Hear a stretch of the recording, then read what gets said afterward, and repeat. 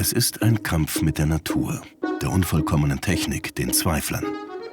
Die Verlegung der ersten Telegrafenkabel zwischen Europa und Amerika. 10 Jahre Fehlschläge, bis man endlich Erfolg hat.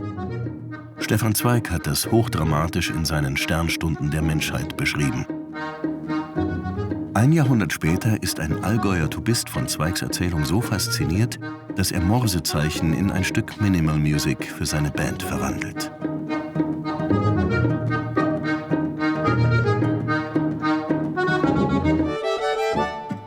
Die kann aber auch so klingen, womit schon mal die Bandbreite dessen angedeutet wäre, was Max Joseph so drauf hat. Nicht ganz einfach zu labeln, mit neuer Volksmusik etwas unzulänglich beschrieben. Max Joseph macht Max Joseph Musik. Schöne.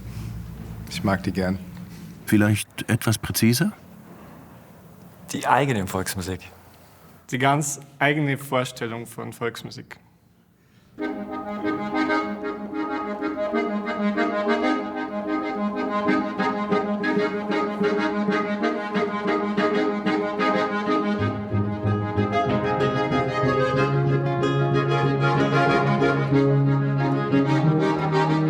Die ganz eigene Vorstellung bedeutet, alles wird mit höchstem Anspruch selbst komponiert und alles weggelassen, was Volksmusik oder das, was so tut, mitunter schwer erträglich macht. Brachialer Frohsinn, klebrige Gefühligkeit, Humtata.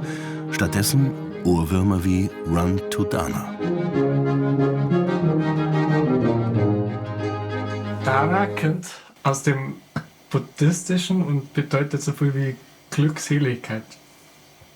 Und Run to Dana ist so ein bisschen der Weg zur Glückseligkeit, nach dem jeder Mensch in gewisser Weise strebt. Wir haben mal von einer älteren Dame eine Nachricht gekriegt nach dem Konzert, dass sie während unserem Konzert ihr Alter vergessen hat. Und das fand ich sehr schön. Also auch in die Richtung sind wir aktiv.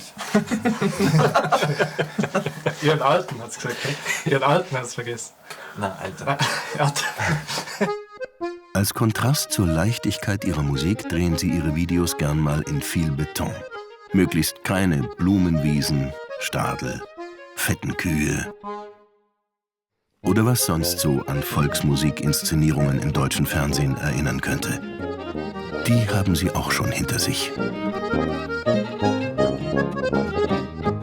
Man will gesehen werden und es gibt nach wie vor einfach jetzt für diese Art in Deutschland oder in Bayern gibt es von Fernsehsendern zu wenig Formate. Also wenn man zum Beispiel in die Schweiz schaut oder Österreich, die haben für diese neue Volksmusik, also diese ernsthafte neue Volksmusik, die haben da eine ganz andere Szene und wir müssen nehmen, was kommt. Na, wir wählen schon aus, also wir lehnen auch ab, aber es ist schwierig.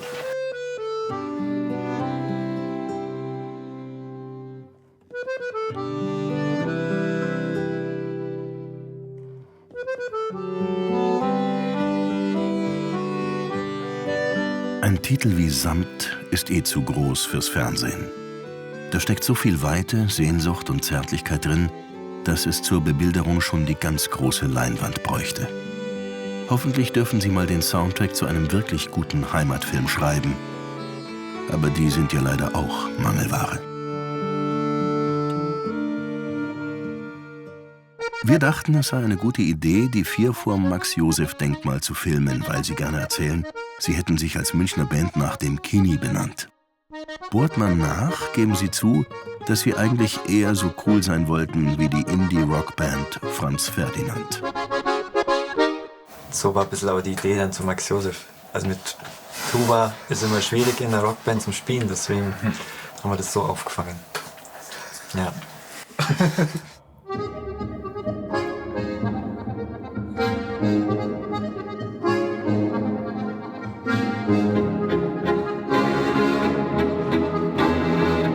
Am besten gefällt uns natürlich ihre Geschichte, wie sie den Titel für dieses Stück fanden. Der Georg und ich sind aus einer Parklücke rausgefahren und sind an einen Herrn draufgefahren mit dem Auto. Und dieser Herr hat Agrato geheißen mit Nachnamen. Und der Name hat uns sogar gefallen, wenn man uns denkt, das würde für das Stück ganz gut passen. Angeblich beteiligen sie Herrn Agrato an den Spotify-Einnahmen für das Stück. Inzwischen ca. 4,50 €. Aber wenn sie so weiterspielen, sollten es bald ein paar mehr werden.